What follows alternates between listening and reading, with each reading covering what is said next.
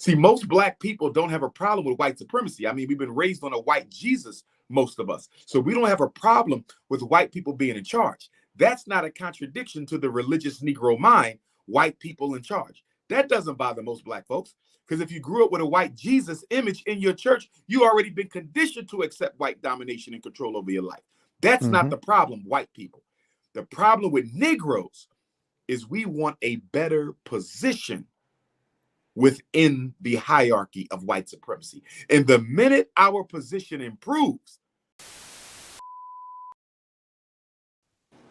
during slavery, the Ma'afa, they would often take our ancestors through the Caribbean first before bringing them up to the United States, because the Caribbean was the breaking ground. That's where they broke your spirit. That's where they stripped you of your pride, your humanity, your Africanity. So by the time you made it to the 13 colonies, you was already a homogenized Negro.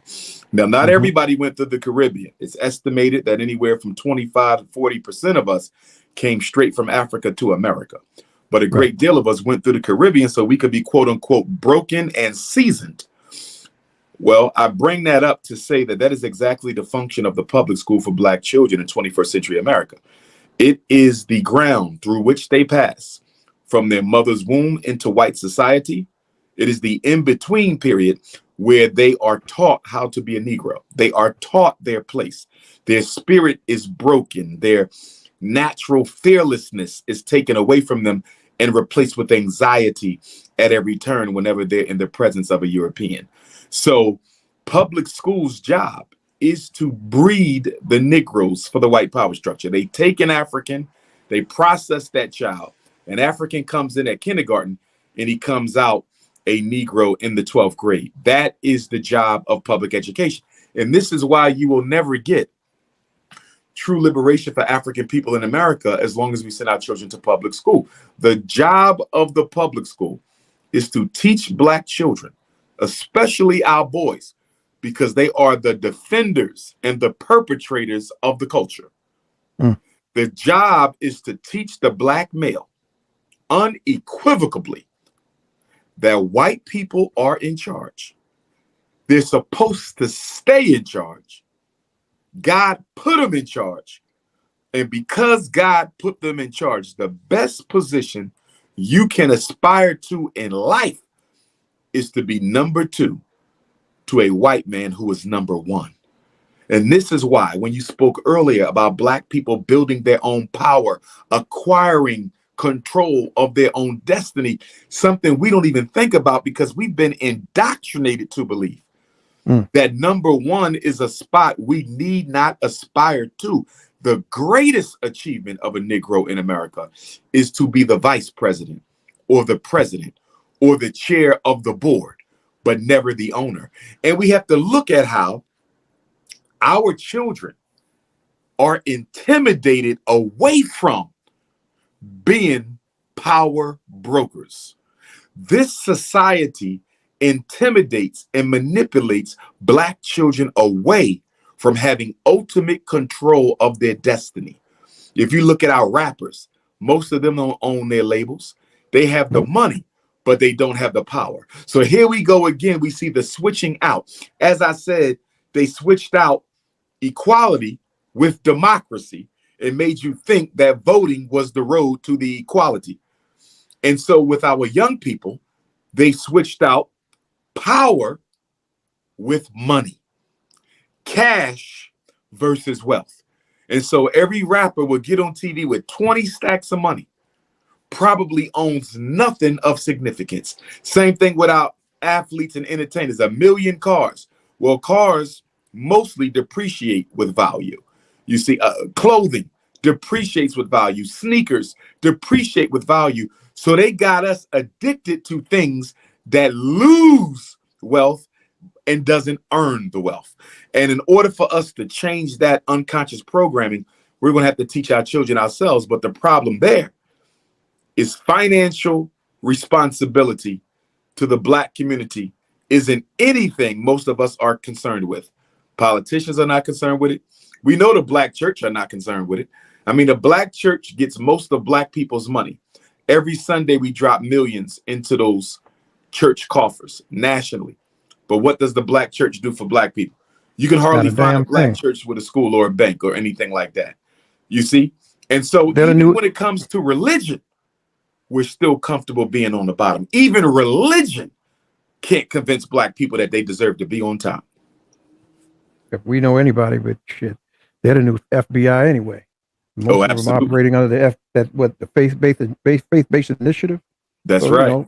that's why when we have things like the George Floyds or the Philando Castillos or the young lady who you just got, the people just, I can't even think of that. Please charge it to my mind, not my heart. No one ever came out, and hell, back in the day, we always had a good church that was ready to march and ready to, take things and make things happen in the community, make it shake, to be sure that people were aware. You can't get them to come out now. They need their planes, their Bentleys, their suits, and we need that bag. Which is why I often say that black people need to know their price. Because if you don't know your price, someone else will show it to you. And what I mean by that is, first of all, you should not have a price. But if you have a price, you need to know what it is. Say it because again. the white man will find it and offer it to you and make you a mockery amongst your own people. It's like in the 60s, they say people went into the government chambers with a fist up. Many of them came out with a job application. See, just because somebody is angry at the white power structure doesn't mean they're committed to black liberation. People get angry at the white power structure for a lot of reasons. And one of the biggest reasons our people get angry at the white power structure is for not giving us a seat at the table. See, most black people don't have a problem with white supremacy. I mean, we've been raised on a white Jesus, most of us. So we don't have a problem with white people being in charge. That's not a contradiction to the religious Negro mind, white people in charge. That doesn't bother most black folks, because if you grew up with a white Jesus image in your church, you already been conditioned to accept white domination and control over your life. That's not the problem, white people. The problem with Negroes is we want a better position within the hierarchy of white supremacy. And the minute our position improves, our aggression and commitment towards the struggle tends to reduce. Look at most of our black leaders, not all, but most of them. The minute they got comfortable, the minute the money started rolling in, the minute the financial opportunity started coming, you don't hear that fiery rhetoric no more. They're not pushing as hard. They thought they were loyal to black people. But once they got offered something that they never had an experience to enjoy before, like a comfortable life, they willingly sacrificed the struggle for the comfortable life. You have to study black people to see, are they really in this for liberation, or are they in this for a better accommodation? Mostly the accommodation. It's a shame, man. They say went down there with rifles and came out with jobs, huh? And most Negroes want a revolutionary insurance policy, because they tell me all the time, Dr. Umar, how am I going to make sure I don't lose my job? How am I going to make sure I don't go to jail? How am I going to make sure I don't get killed? Brother, there are no guarantees in revolutionary struggle. Nobody knows what is going to become of them. You don't know who's going to live to old age. You don't know who's going to die young. You don't know who can get blown apart. You don't know. But every time I talk to black folks, they need guarantees that everything they have is still going to be in place after we win. And that's why we'll never win, because the only person guaranteed to win the war is the one who's willing to lose the most. That's who white power structure is scared of. People who don't have nothing to lose. Those are the most fearful people in the world, because they have nothing holding them back from making the ultimate sacrifice for their freedom. Nat Turner, Gabriel Prosser, the Harriet Tubmans of the world, Jean-Jacques Dessalines, Denmark Vesey's, Toussaint L'Ouverture's, Dedan Kamathis. They're the ones they're scared of. They're not worried about no Negro living in a mansion. They ain't worried about no Negro with no Mercedes, no alligator shoes. Any Negro who's addicted to materialism is no threat to the white power structure. You can't name a single black leader on the face of the earth who has ever been a threat to the white power structure who was addicted to European materialism. They cannot coexist. You can't love freedom and love Gucci. You can't love freedom and love Louis Vuitton. I'm not saying you can't dress nice, but when you have an addiction to the most expensive things that your oppressor makes, how can you then be interested in ending his control over your life? The first thing you got to get free of, if you want to get free of white supremacy, the first thing you got to get free of is your addiction to his merchandise. If you're not free of the white man's merchandise, if you're not free of your addiction to his merchandise, you definitely ain't interested in getting free from your addiction to his power. I don't like you, but I want to eat your food every day. I don't like you, but I want to wear your clothes every day. I don't like you, but I want to marry your daughter every day. I don't like you, but I want to live in your community. I don't like you, but I want to look just like you. That is a contradiction.